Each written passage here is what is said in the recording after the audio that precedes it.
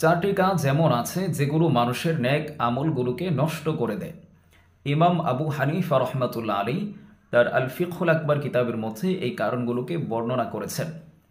আম্মাল ওয়াহিদ, এক নম্বর কারণ হচ্ছে ফাশিরকু বিল্লাহ, আল্লাহ রাব্বুল আলামিনের সাথে শিরিক করা।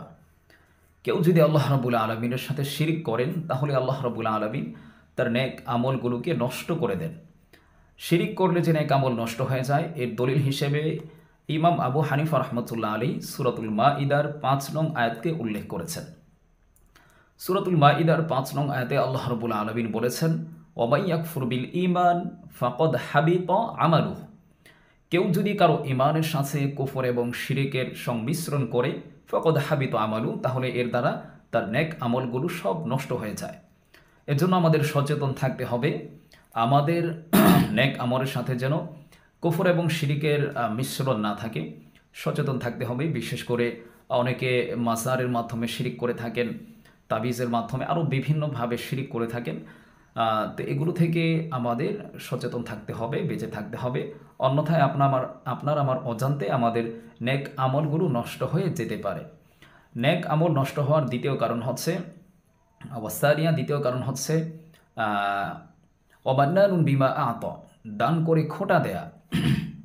কারো উপকার করে যদি কেউ খোঁটা দেয়, দেখা গেছে অনেক সময় অনেক মানুষ অভাবে থাকে, অসহায় থাকে, তো ওই সময়টায় সচ্ছল কোনো ব্যক্তি তাকে যে কোনোভাবে হেল্প করে, টাকা পয়সা দিয়ে বা যে কোনোভাবে উপকার করে, তো পরবর্তীতে ওই অসহায় ব্যক্তিটাকে সে যে কোনো কারণে আবার বলে ফেলে যে তোমাকে আমি কত উপকার করেছিলাম, তোমাকে আমি এটা করেছিলাম যখন তুমি খেতে পারতে না, অভাবী ছিলে, আমি তোমাকে এটা করেছি সেটা করেছি। তো এভাবে যদি কেউ দান করে উপকার করে খোঁটা দেয় তাহলে আল্লাহ রাব্বুল আলামিন বলেন এর দ্বারা তার নেক আমলগুলো নষ্ট হয়ে যায়। ইমাম আবু হানিফা রহমাতুল্লাহ আলী দান করে খোঁটা দিলে যে নেক আমল নষ্ট হয়ে যায় এর দলিল হিসেবে তিনি সূরাতুল বাকারার 264 নং আয়াতকে উল্লেখ করেছেন।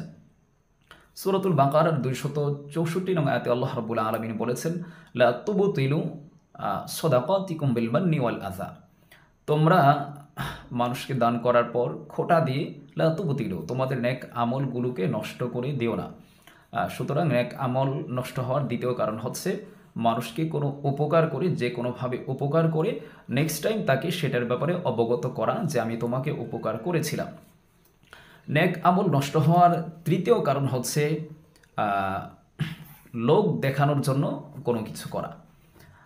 আমাদের নেক আমল যেটাই করে আমরা সব কিছু হবে একমাত্র আল্লাহ রাব্বুল আলামিনের জন্য।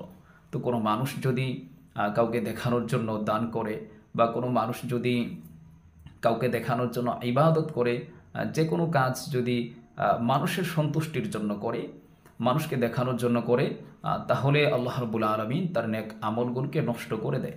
এজন্য আমরা যেটাই করি আমাদের মাকসাদ থাকতে হবে, উদ্দেশ্য থাকতে হবে একমাত্র আল্লাহ রাব্বুল আলামিনের সন্তুষ্টি অর্জন করা, যে আমি এই কাজটি করছি একমাত্র আল্লাহ রাব্বুল আলামিনের সন্তুষ্টির জন্য, তার খুশির জন্য আমি এই কাজটি করছি। কে কি বলল সেটা আমার দেখার বিষয় নয়। নেক আমল নষ্ট হওয়ার চতুর্থ কারণ হচ্ছে হিংসা করা। রাসূলুল্লাহ সাল্লাল্লাহু আলাইহি সাল্লামের একটি হাদিস সুনানে আবু দাউদে বর্ণিত হয়েছে। আল্লাহ রাসূল বলেছেন, ইয়াকুম ওয়াল হাসাদ ফা ইন্নাল হাসাদা ইয়াকুলুল হাসানাত। রাসূলুল্লাহ সাল্লাল্লাহু আলাইহি সাল্লাম বলেন, তোমরা হিংসা করা থেকে বিরত থাকো, কারণ হিংসা এটা মানুষের নেক আমলগুলোকে এমনভাবে নষ্ট করে দেয়, এমনভাবে নিঃশেষ করে দেয়, যেমনিভাবে আগুন লাকড়িকে পুড়িয়ে ছারখার করে দেয়, নিঃশেষ করে দেয়।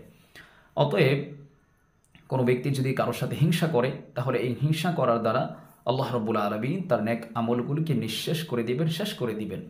আর সবচেয়ে বড় কথা আমার ভাই, হিংসা করে কোনো লাভ নেই মানুষের সাথে।